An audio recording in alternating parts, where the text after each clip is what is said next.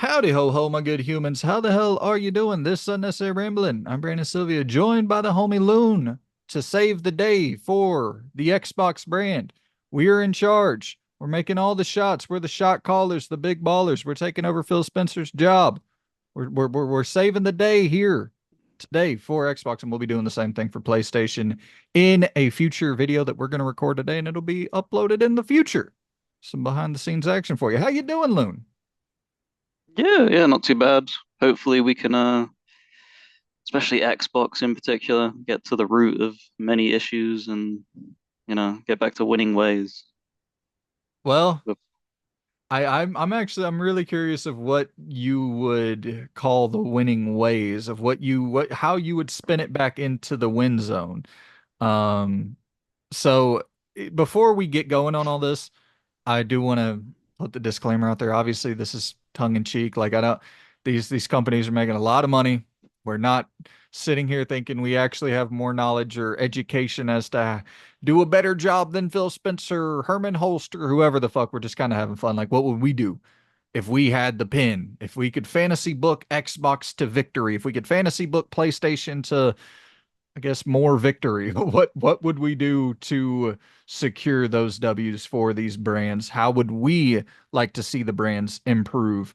And yeah, just some fun sort of content. Come on, you guys know the deal at this point. We're all just bullshitting. Saloon, I'm gonna kick it to you first.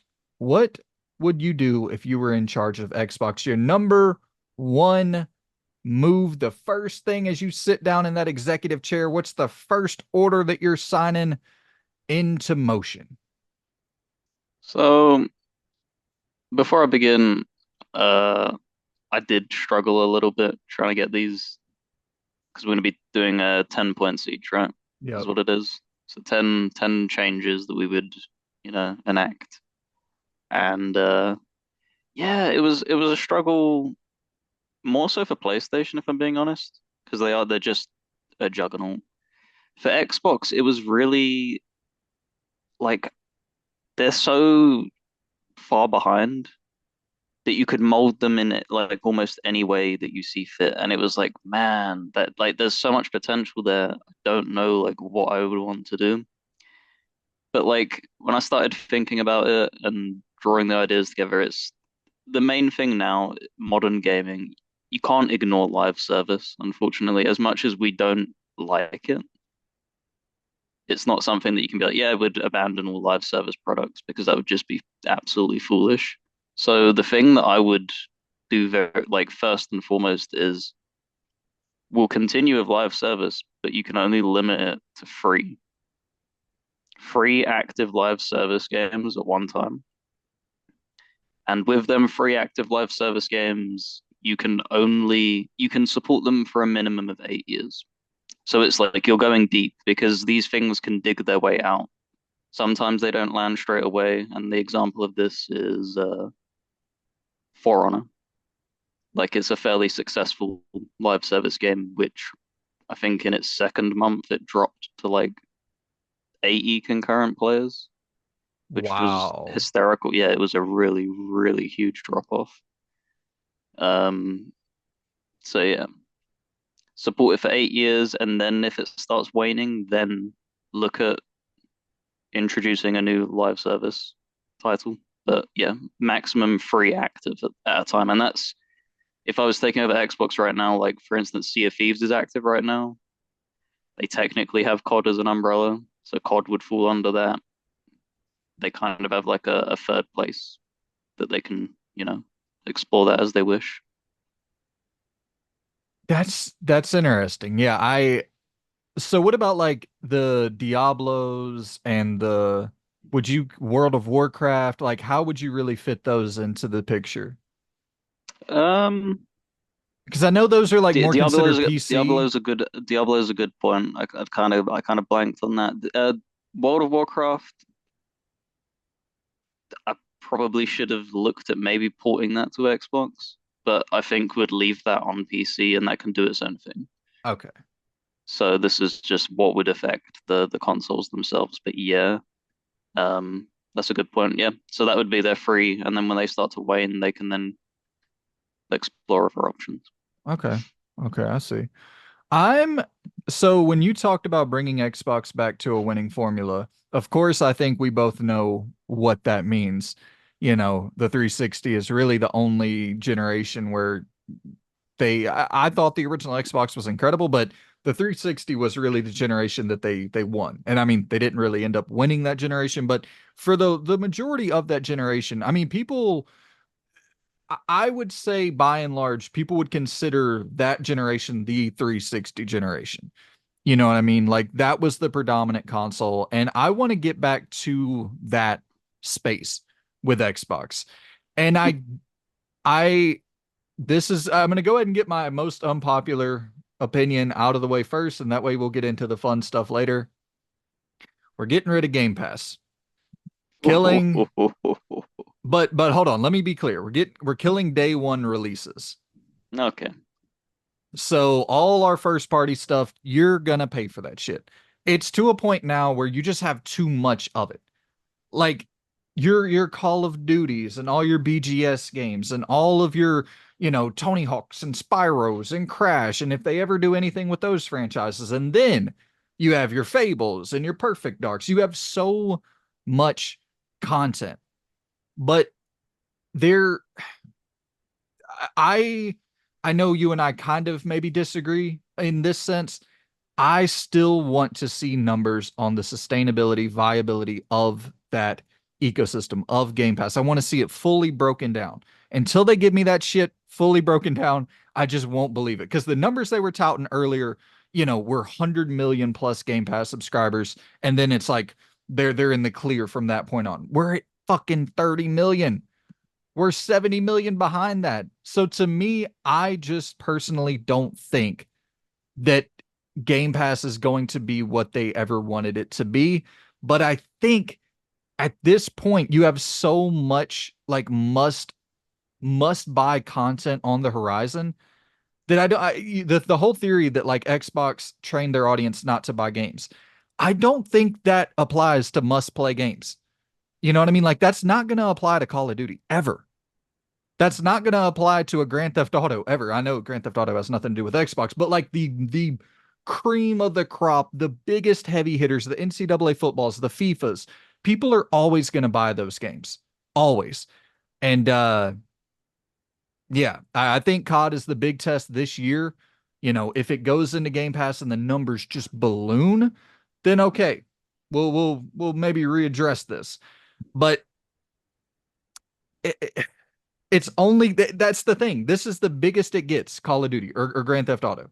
And Grand Theft Auto obviously never going to go in there because Strauss Zelnick has spoken out multiple times about his disinterest or his lack of belief in putting your games on a subscription service day one. So I I don't believe in it either. I don't believe in the viability of it long term until we see real concrete numbers. You know what I mean? Mm. So no day So, one releases. yeah, I think I heavily left Game Pass alone as it is, other than one thing. And I can't remember, I'm gonna completely blank on it. You might be able to pick up the the string of thought of where this came from. What's the developer thing that they hold each year? Oh, Is it the developer developer direct. conference? Yeah, whatever it is, where they all come together, and then there's that thing where they do it on the weekend game, or whatever it is. What's that called? Do you remember? Where they have to like come up with the idea of a game over the course of a weekend. That's Xbox. No, not Xbox. I can't remember Oh, who it. Double No, it's Fine. not. The Amnesia Fortnite thing. I can't remember exactly what it was, but it's where they bring all like the smaller indie developers and stuff, and then they just spitball ideas. Oh, the is it the ID at Xbox thing? The It might be. okay. Um, but the full process I had is because I'm kind of on the same train as you. Like, it doesn't feel like it's sustainable long term doing this. Without obviously the only way they're going to get away with this, and this is come bringing it straight back to the real world, is you're just going to see a price increase, Yeah. either every year or every other year by like a dollar, a dollar, a dollar. because people people will grumble when they see that as a headline, but it's like it's just an extra dollar, and it just goes over your head because then next year it is just an extra dollar, and people forget. But back to the other realm of keeping it completely wishful, I thought it'd be really interesting to have the community have a say on what gets put into Game Pass. So what I'd like to see is when they do like a developer direct, have a pool of money, a very small budget on the scale of like a Pentiment and stuff, and have a bunch of teams come together with a concept idea. This is what we'd like, and they kind of scrap it out a little bit. There's a little bit of competition, we want that, we want this spot this year to make this smaller budget indie game that we'll be putting into Game Pass. And at the end of the direct thing, they'll send it over to like whatever, Twitter or whatever, and you can vote on the poll I and be like, love oh, I'd this. love to see this, and I'd love to see that. Oh, that sounds really interesting. And then that will be, you know, it's a little bit hard because you don't know how long it would take to develop these games, but you would hope that a very small game like Pentiment wouldn't take too long. So you're talking like maybe a year, 2 year max turnover. And you'll be like, I vote on this. This is going to keep it really small. It's going to be like a sub, 100% under a 10-hour experience, like probably even under 5 hours, like just something, a really cool little and it just fills Game Pass. Because when they first announced Game Pass, the full process I had is that you're buying all these teams to fill it up, right? But they're heavily relying on third parties, which doesn't make sense to me. Like you would think you just keep stacking your own content and then you won't have to end up doing them third party deals anymore because you have, let's say in 10 years time, you should have 300 titles in total with everything across all your catalogs. Yeah. And you don't need to be relying on that. And then it is just a steady stream of income to fund. So I yeah. love that idea. I love the idea of gamifying, like, you Mhm. know, kind of almost I know this is way out there, but you could even make that into some sort of like reality show to add more income coming in. Like that would honestly be one because you remember back in the day they had the one for PlayStation where it was getting the chance to, I forget the name of it, but it was getting the chance to become a developer essentially. But it was the show was kind of shitty. Like they would go and do trials that had nothing to do with game development whatsoever. This would actually be interesting to have real developers come onto a reality show and compete for like this $5 million development budget plus some extra money, personal money for everyone on this small team. Like that would be really, really compelling to see who could come up with the coolest shit. That was a really cool extra of also, thinking with the business head on, that would be an extra way of monetizing as well. Do a YouTube series of, whatever the game gets voted on, here's the Yeah. behind the scenes. Because I don't know if you saw Larian have launched something like that. Oh, really? Yeah, they've done a channel thing and it's showing like behind the scenes stuff. They're so human, man. I love them so much. Dude, that's a really good idea. Because I mean, then the second year you put it on YouTube the first year, and then if it's a hit, you have a bidding war for it the second year, and then Mm. you got HBO and MTV and Peacock, whoever coming at your door for 30, Sponsorships 40. come in to help fund the revenue. Yeah, I think that's a Absolutely. really yeah, it's a really cool idea. Yeah, I dig that a lot. I'm so for my next one, this is not me saying I want this to happen. Let me be very, very clear. Let me be very clear again. I do not want this to happen. I'm so tired of this shit. But from a business standpoint, if I'm in charge of Xbox and I want to, because listen, like I just said earlier, I want to get back to that 360 era. I want to have, close to 100 million people using this console, and then we're getting a 30% rip off of those 100 million people for every single thing that they buy forever. That's what I want. And I don't think this whole idea of, oh, well, we lost the worst generation. We're not gonna get fuck that. You want to know how you get people to buy your fucking system? You have must own games. You can't get Spider-Man, but you can get Batman. WB, WB's imploding. They want to sell off a bunch of their IP. Uh, I don't want Microsoft to buy anything else. I don't want anybody to really buy anything else. But in a situation where it's like, if it's not purchased and under the current ownership, the current leadership, WB, I mean, they're talking about wanting to continue pursuing live service games after Suicide Squad lost them $200 million. So you can, as awful as Microsoft has been to some of their teams, I don't think they're quite that brain dead. So I would rather see WB under Microsoft's ownership, or rather see Rocksteady, um, the entire WB Games division under Microsoft's umbrella, under the Xbox umbrella. And it's the thing where Spider-Man is responsible for how many? Spider-Man 2 and Spider-Man the one from Insomniac. How Yeah. many how many PlayStations did that one game sell alone? You know what I mean? So yeah, grab WB Games. Go ahead and you know what? You can keep anything that's in the Arkham universe, keep it multi-platform. Anything new from Hogwarts Legacy, keep it multi-platform. But when you create a new damn Superman game that is totally your own creation, that was funded by you, that was the entire inception of the idea was you working alongside another team that just recently acquired, and that's fucking exclusive. That has no history anywhere else. There's no need for that to be anywhere else. You bought it, you funded it. It's that's yours. That's your creation. It's exclusive. A new Flash game or a new whoever. The next fucking what else does WB own?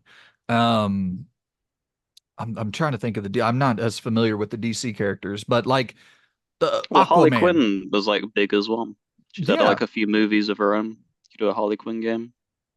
absolutely. Anything that's not, anything that doesn't have history elsewhere, that's yours. You're making that shit Yeah.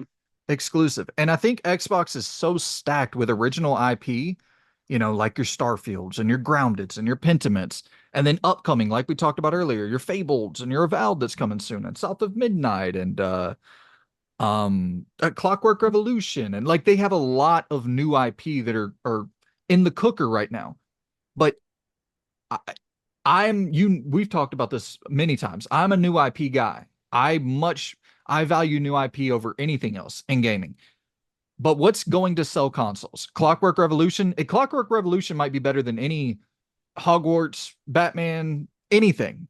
But is Clockwork Revolution going to sell consoles, or is a new Superman or a new Batman game going to sell consoles?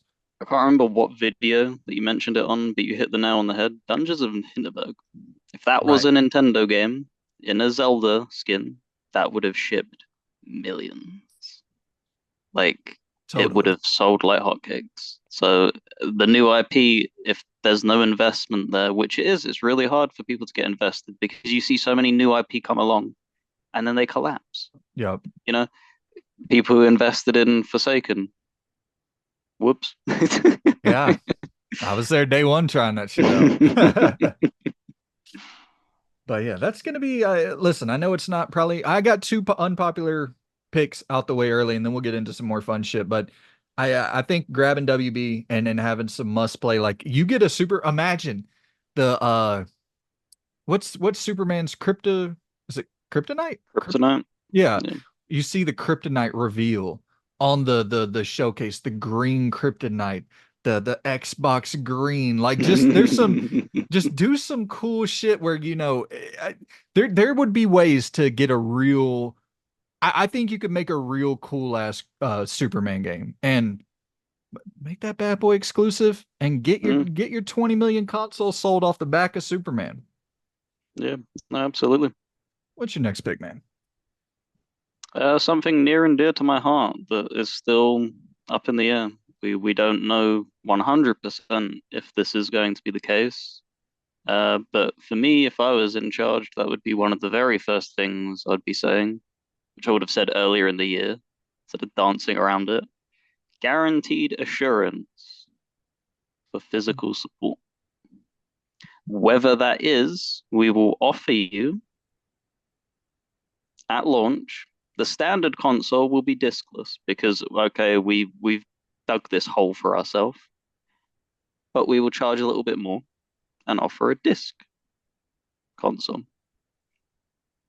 they And they make a loss on consoles anyway, so yep. you know, have it just slightly lower if you want to do that. And add the fucking cut the DRM, man. Because you're not gonna real like you're not going to get a real resurgence of people collecting physical media for your platform Hmm. or choosing to support physical media for your platform if they're not sure that they'll have continued like the long if they're not confident in the longevity of that purchase, then why would they make the purchase in the first place for a lot of people? I under your logic makes total sense to me. It's the platform you prefer to play on. And so owning the physical media, even if it's not supported long term, you can still resell it. I think that's I never even thought of that until you brought that up. I think that's a great point. But there is another market out there who where it's like, dude, we're not going to buy physical media for your platform if the DRM is still intact. And Yep. so you cut that, and then yeah, I had that on my list as well. Mm. Some real return to physical media. Dude, those sales, whenever that Insomniac leak happened, and you saw that like God of War was split 50-50 between digital and physical. And then even newer games like I think Ratchet and Clank and a couple other games were split closer to 50-50, and that's in the PS5 generation. Yeah. Because they've built this trust of, even if our network goes down, you can not only put in that disk, but our back-end systems will recognize that disk. You can still unlock trophies seamlessly, and then they will just sync up with the network when it comes back. Whereas Xbox, have you booted up your 360 since they closed it down? Have you looked at what the new main screen looks like? I don't think so. It's barren because everything's been gutted. And that is exactly, and don't get me wrong, you can play achievements offline on 360, but it's similar to the way that whenever you run a Series X or an Xbox One offline, you can touch hardly anything on that console. But the majority of the features are gone. There's no achievement support at all. You can't even look at your profile, I don't think, of games that you've played in the past. It's just that's your sign-in profile, and there's no information about, and it's just crazy. That is crazy. So yeah, I would ease off of the DRM because that was also the second part of that, and mildly modify like how the offline experience works. So yeah. Yeah, I support that I support that change wholeheartedly, my friend. My next one, I'm gonna call this No More Mr. Nice Guy. I I love the idea of Grounded. I love the idea of Pentiment. I love the idea of these smaller games. They work for the Game Pass vision. We're not doing the Game Pass vision under my leadership. So we got to have shit that sells. We got to make commercial products. Not everything has to be mass hit 20 million seller, but we got to be somewhere in the damn at least close to breaking even range. Especially when we're not being able to rely on Game Pass. And I'll bring this up later as well, directly relating to Josh Sawyer, but I watched Josh Sawyer's YouTube page. The I believe he was the lead. I mean, I know Pillars of Eternity, which is your, that's your what is it? Would you say My that's your bread and butter. would you say that's your favorite game of all time? Oh, very, very, yeah, probably. If like Yeah. pushed across the board, yeah. So I mean, obviously this dude is a very he's been in the industry for decades at this point, really well respected. I heard him say on his YouTube page that he wishes there was a little bit more clarity for what publishers want made. Like, go ahead and tell me out the gate. If you want me to make an RPG that has romance, tell me immediately. If you want me to make an RPG that has this system, that system, like, tell me these things that you really want. And that's the thing is like, it feels, and I feel like I heard someone else say this. It might even be, I don't think it was Josh, sorry, but I remember hearing someone say that it feels like the substitute teacher effect, where you Mm, have the substitute teacher who comes in and they play the movie every single time. That's great. We love the substitute teacher, but no work gets done.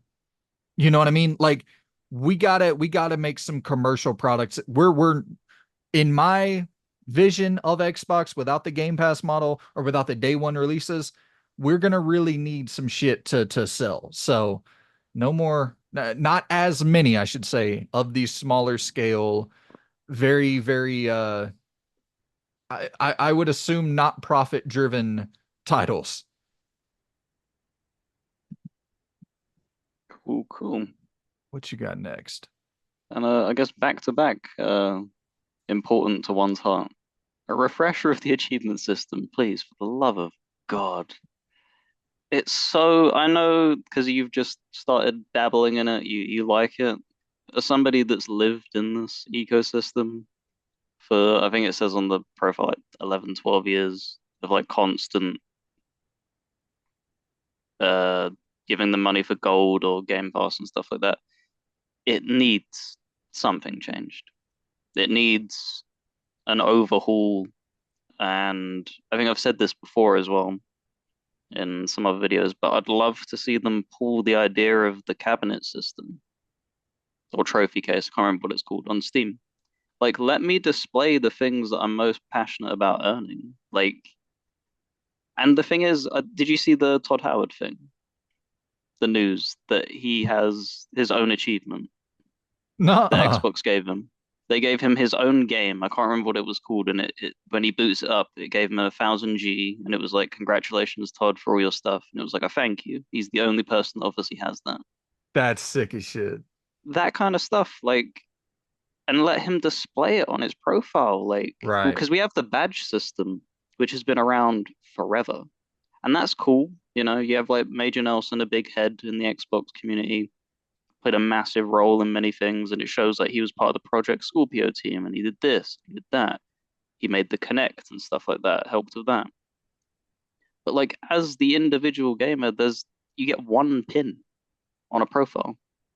That's all you get to show, and that's crazy to me. Like, let me customize the profile. Let me like if I like achievements, let me prioritize that.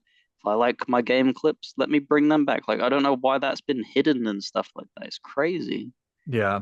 I do think that would be cool to have like a, like how you have pinned tweets or whatever, like having a Mm. pinned, yeah, that would be super sick. Because yeah, right now all you can do is pin one singular thing, whether that's a game clip or an achievement, and all I can pin is the Binding of Isaac for me, getting the 100%. And it's like there's a lot of other things I'd love to show.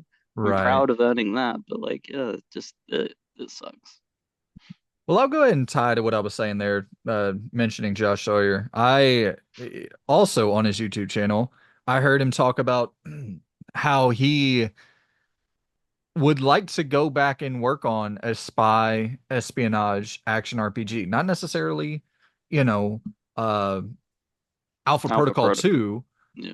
but we'll put SpyRPG 2. A second attempt at a SpyRPG. We didn't no need for it to be Alpha Protocol, no need for the name to be Alpha Protocol, no need for it honestly, as much as I love Alpha Protocol, they shouldn't have any association with it at all.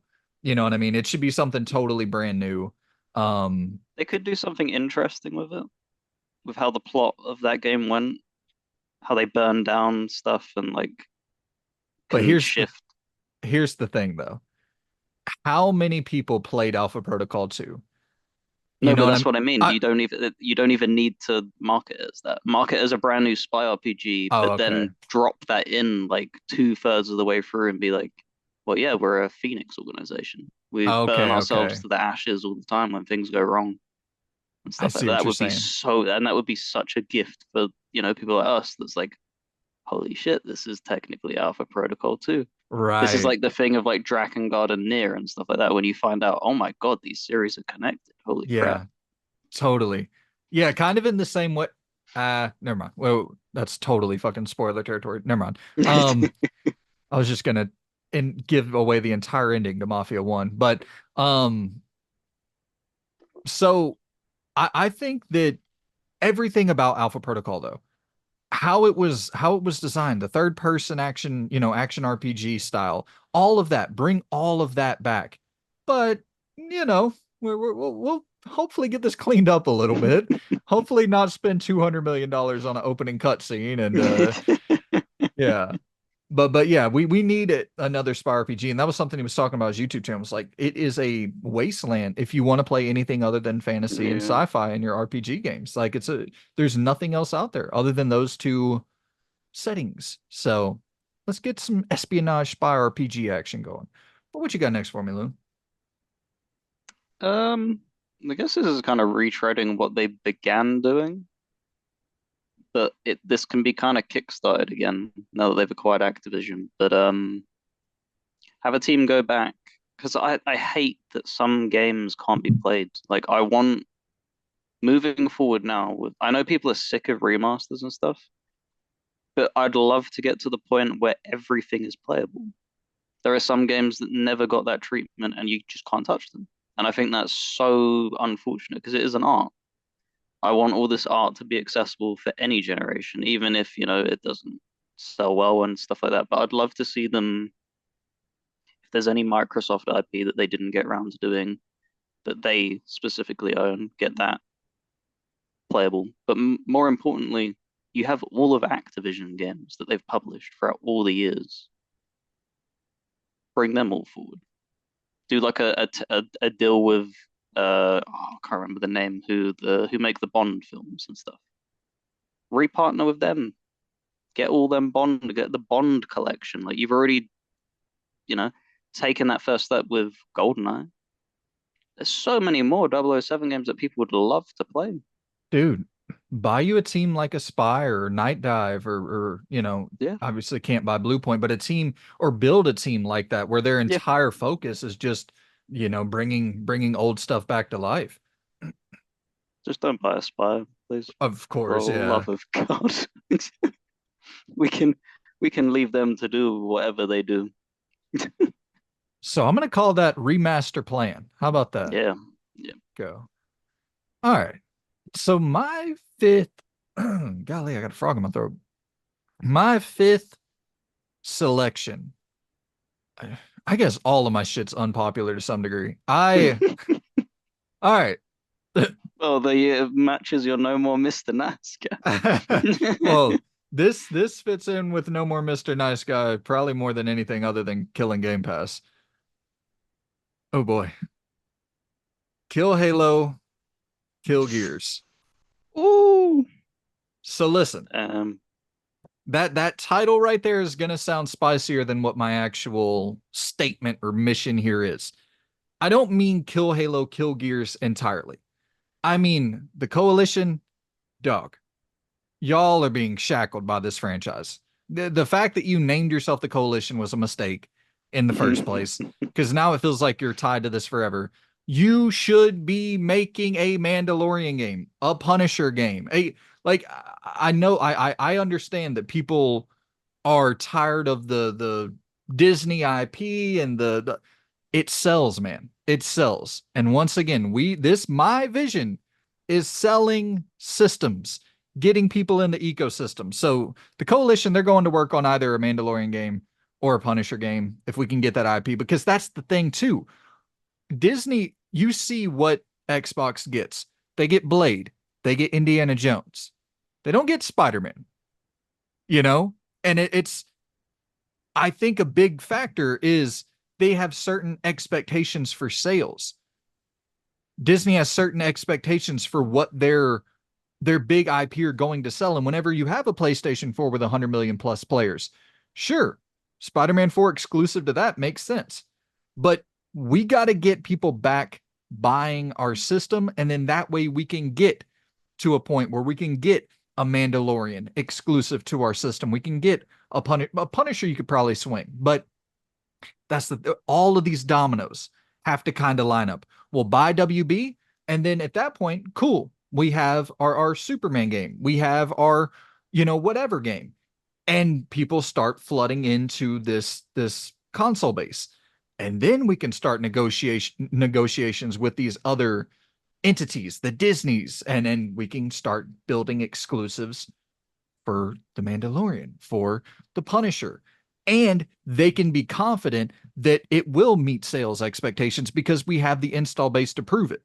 So I want 343 working on, probably a new IP just to show they still can create like a new single player. You don't have to worry about having all these multiplayer components because that seemed to be really what they lacked with Halo Infinite, that they couldn't keep Yeah. that constant. But for the most part, what I heard was that the single player was really solid.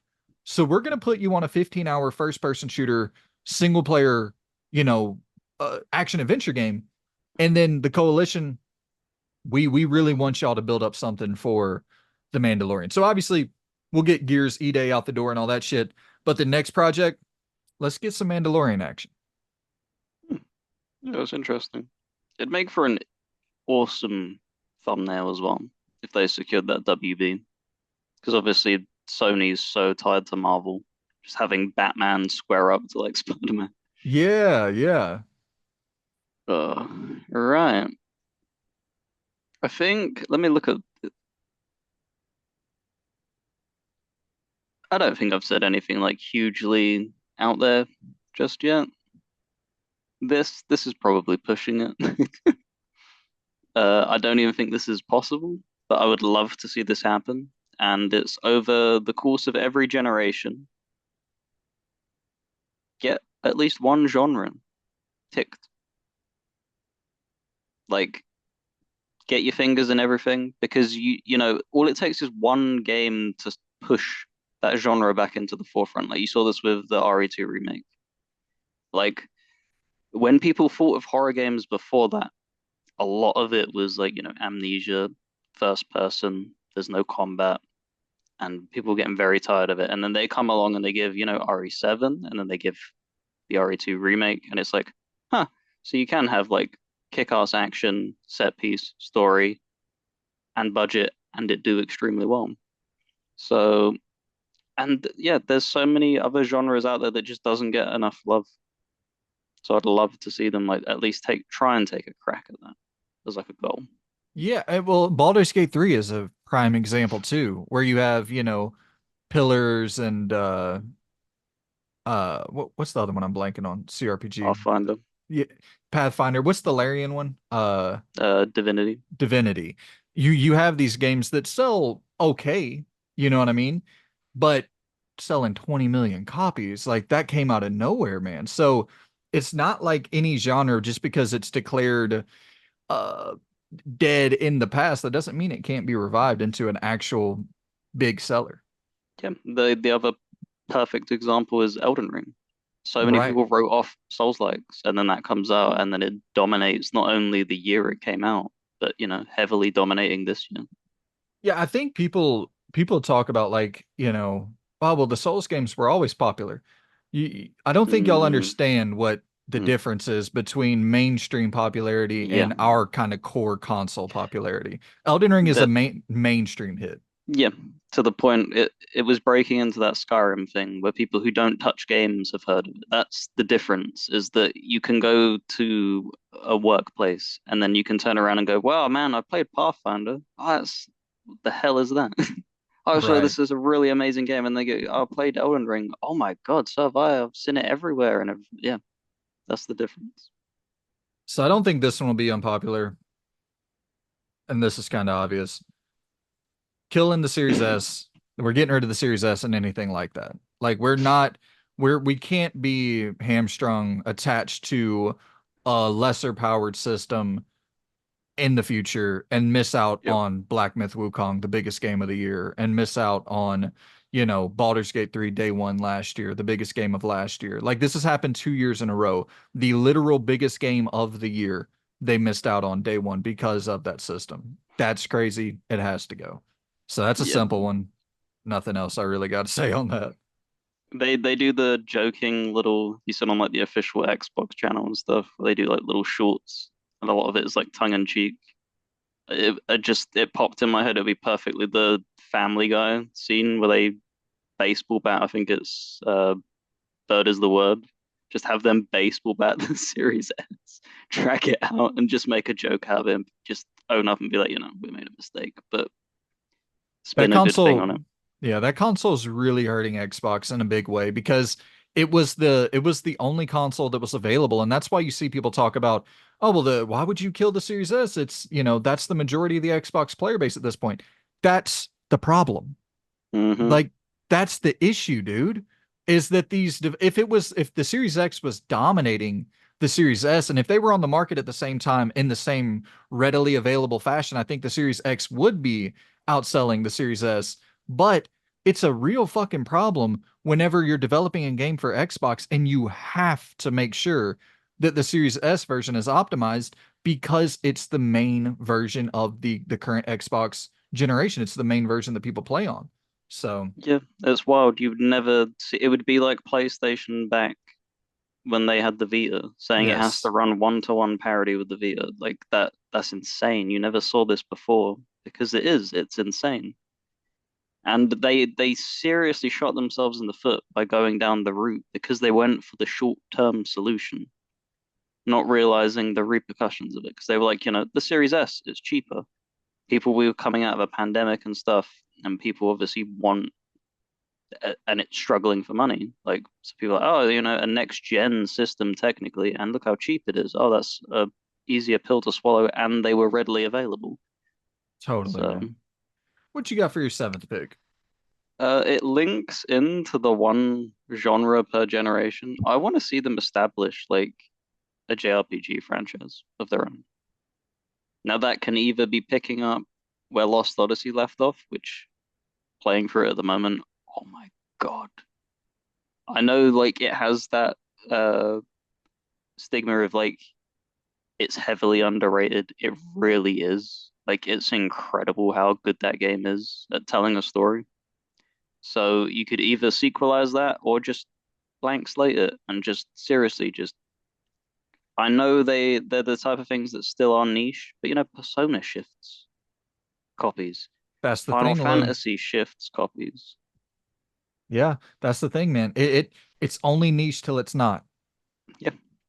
So you put all your effort into it and seriously go after this. Don't half-ass it in like, oh well, in the first 2 years and stuff, it looks a little bit wobbly and then we'll gut it. No, like seriously, zone in, like get veterans from the industry that are passionate, that want to tell a story, and they will be able to tell a story. Totally. I am so you know what? Yeah. I because I think I'm just gonna add at the bottom of my list the same thing for the physical support because I guess I had that on my list as well, so that'll cut me back down to nine, but that's fine. Um, Flying Wild Hog, the makers of Evil West. We're gonna put Yeah. them on a Fallout spinoff. We're gonna contract them Whew. to work on a Fallout spinoff where you will be playing as Walt Coggins, the Yeah, I what the knew hell was exactly where he was going with. Yeah, I can't remember his character name, but the Coop. the ghoul. Yeah, Coop. Coop. Yeah. Yep. Put him. He's the main character. You play as him going around on his escapades, fucking shit up in a third person shooter. I mean, it's that's money, dude. Evil West is one of the better third person shooters in recent memory, in my opinion. If you want that kind of Gears of War vibe, but with better movement and some smoother controls Mm. and shit, like, dude, absolutely. And they already the Western setting that they had in Evil West, like they nail the tone. There's a level of humor and kind of crude sensibilities in Evil West. Yeah, Flying Wild Hog, third person shooter, Fallout spinoff where you're playing as Coop. Give me the money. This is gonna make you very sad. Uh-oh. Uh-oh. Um, this is something you don't care for, and I wouldn't say I care for it, but I wouldn't shun it. Partner heavily with Valve, handheld. That's the big thing. Don't be stupid. Don't make your own handheld. They're so hard to get off the floor. We've seen this time and time again. You know that the Steam Deck is extremely successful. Be the official partner with it. Don't let it have any support and integration with PlayStation. You're the official partner with Microsoft. In the same way that you can't plug in a PlayStation controller into an Xbox.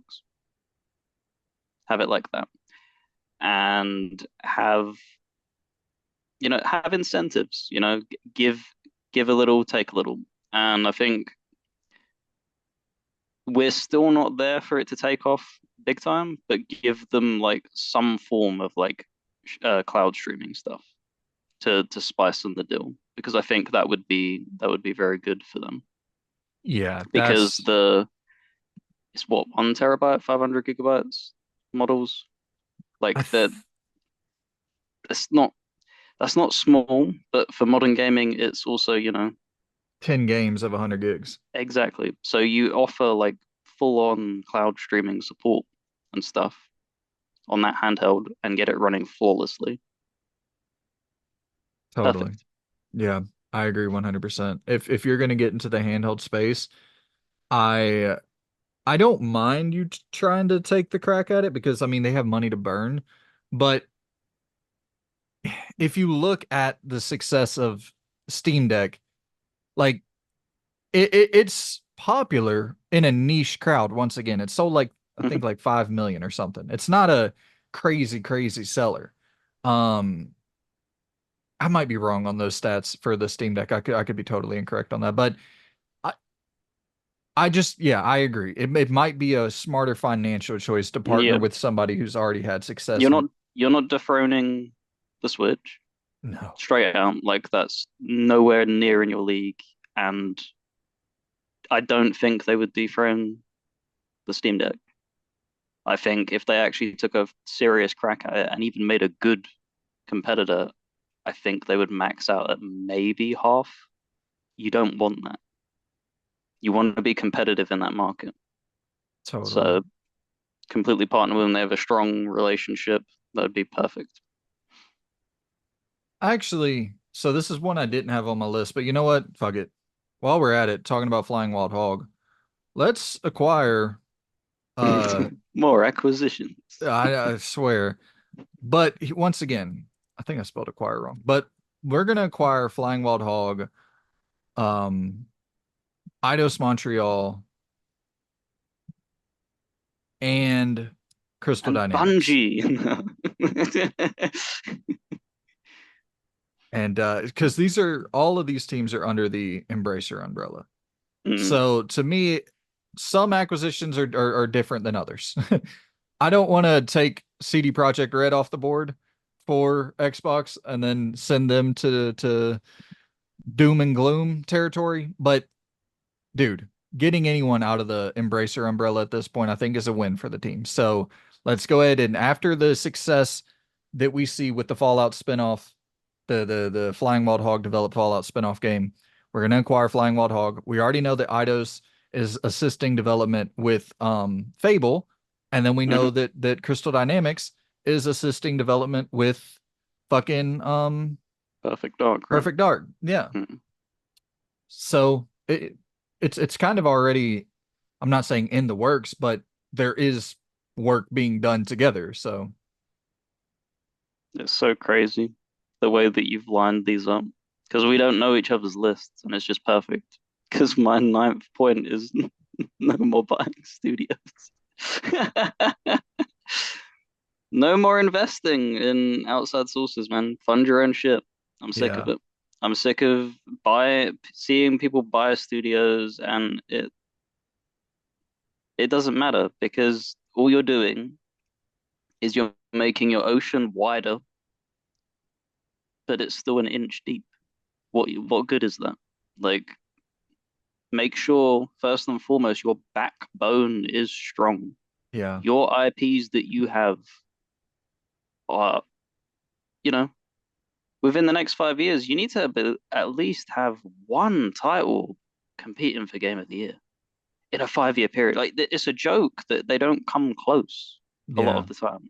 Like I can't even think the last game, the closest that they could have probably had to a Game of the Year, maybe Horizon 5 for like sheer like how polished it is, how good of an experience yeah, and stuff like that.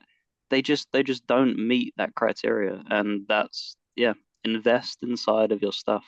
You have COD now. It's just a constant money stream. So reinvest that. yeah. No, I hear you. And I mean, it it's so crazy because this kind of looked like the year where it was all going to line up. Avowed and Indiana Jones and yeah, it's just Welcome to it Team Xbox, buddy. We think this every year. Hellblade 2, I mean the hype for Hellblade 2 was real before it came Mm. out. And then yeah. So I see your point. It does seem that it would probably be in your best interest to make sure that you can make good games with the studios you already own before going out and buying new ones. So I see where you're coming from. But to that point, no, I'm joking. No more. Acquire it. Acquire Rockstar. We are acquiring something here, but it's not a studio. We're acquiring an exclusive. Mass Ooh. Effect is coming home. Oh. Hell yeah. So listen, there's history here. The Hmm. original trilogy was exclusive to Xbox for a period of time. I think when 3 came out, everything went to Yep. PS3 or something to that effect. The Yep. history is there. The BioWare history is certainly there. KOTOR, Jade Empire. So the history is real. I think what I want to do, and I've reiterated this 100 times, I want to come back to that era. I want to make people feel that era of Xbox again. And that game is symbolic with Xbox being at its peak. So Mass Effect is coming home for at least one game. And I'm I promise you, I'm not doing the acquiring shit. But if Dragon Age the Veilguard bombs and EA wants to get rid of a team, instead of shutting them down, hell, we'll swoop in there and grab us some Bioware. I think there's a lot of juice left in that squeeze. So Mass Effect is coming home. Right, my final point. So, we've touched gaming, achievements at the back end, franchises dipping into a whole new handheld, and then being adamant that no more studios. We've seen the success of the Fallout TV show. Get more of that stuff. Expand your extended media. That is the best way in this day and age to bring in new fans. If you can't get people in through the door with the games you have at the moment, you have seen the power of the extended media. The Borderlands movie that just came out is one of the worst reviewed movies ever right now. It is completely on fire. However, we've seen incredible numbers flock to the games because it's either fans of the series returning or people who are like, "Ew." But that I've heard the game is good, and they're like, oh well, I'll check the game out at least. That's got to be better than the movie, and then they fall in love with the franchise. So expand them opportunities and stuff. And the thing that I put as examples, like I'd love to see like a Doom movie. Like don't pull the punches, full on gore, make it gory like the original Evil Deads and stuff like that. Like seriously lean into that. Almost tongue in cheek in a way. Like, Yeah, yeah, because it does. It has a little bit of a tiny bit of humor in Doom and stuff. Like when he walks through the base and he just grabs the guy's key card while it's still on his neck, drags him yeah. across and just taps it. Like there's that kind of humor. Halo obviously has legs.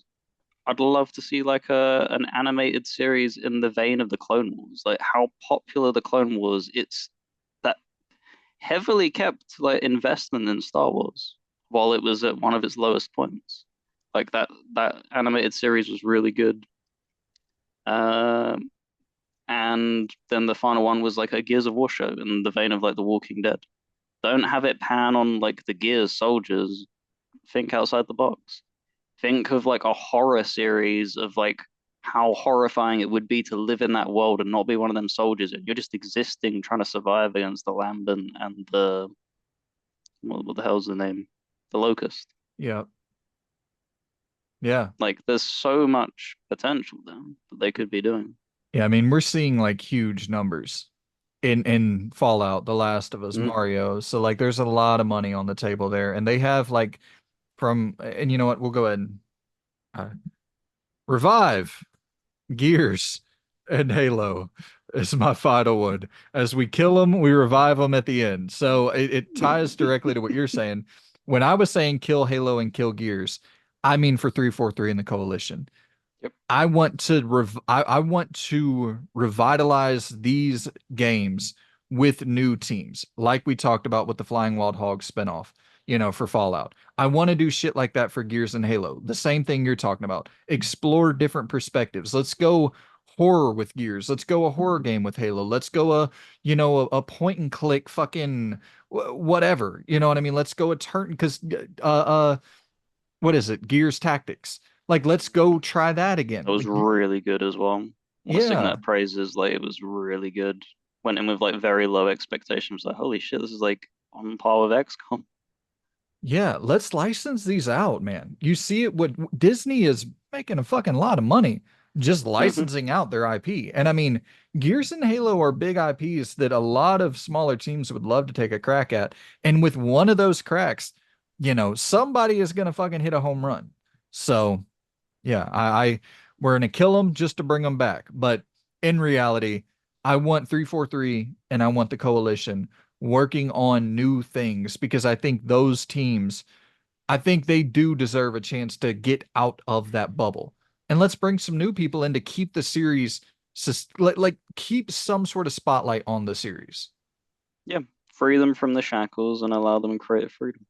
Totally, Think for man. themselves. Well, my people, let us know in the comments down below what you would do if you were in charge of the Xbox.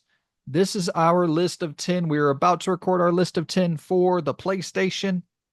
But until next time, guys, we hope you all are doing well, and we shall see you very soon. Goodbye. See you later.